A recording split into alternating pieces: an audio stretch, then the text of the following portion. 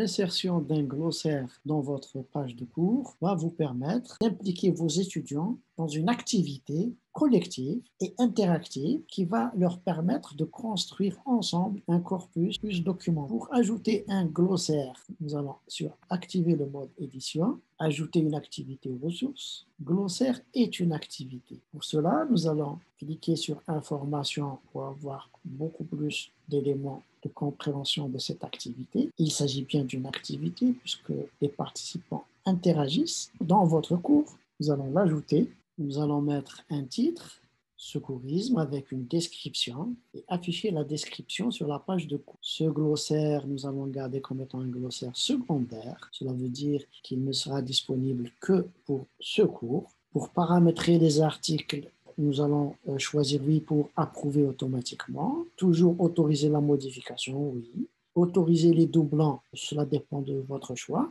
Nous allons garder non. Autoriser les commentaires, oui, nous allons les laisser. Et activer les liens automatiques. Si ce terme apparaît dans votre cours, il sera surligné et la définition pourra être consultée. L'apparence du cours, simple avec un style de dictionnaire, ou bien en questions fréquentes, liste d'articles, encyclopédie, complet sans auteur, etc.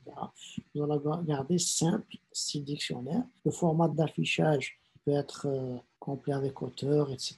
Nous allons laisser par défaut identique au format d'affichage. Le nombre d'articles à afficher sur une page, 10, vous pouvez en rajouter. Afficher les liens de l'alphabet, oui. Afficher le lien tout, donc l'étudiant pourra voir tous les termes en une seule fois. Ou bien par liste alphabétique. Afficher le lien spécial, dans ce cas-là, les étudiants pourront avoir des termes qui commencent avec un caractère spécial et autoriser l'affichage pour impression si les étudiants souhaitent imprimer. Pour l'évaluation, nous pouvons choisir l'évaluation maximale ou moyenne, etc.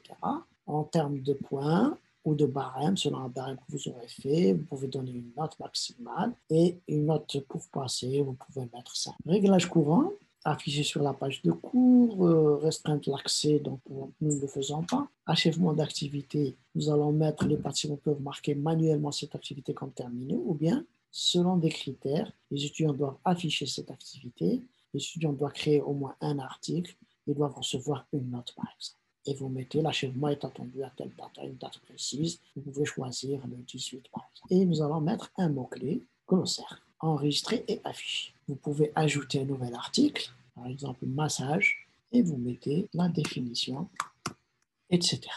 Et vous enregistrez. Voilà notre glossaire, nous allons cliquer dessus et nous voyons que nous pouvons y accéder par ordre alphabétique. Par exemple, pour le mot A, pour l'alphabet A, nous avons alerté. Pour M, nous avons le massage. Pour C, nous avons le cœur avec sa définition.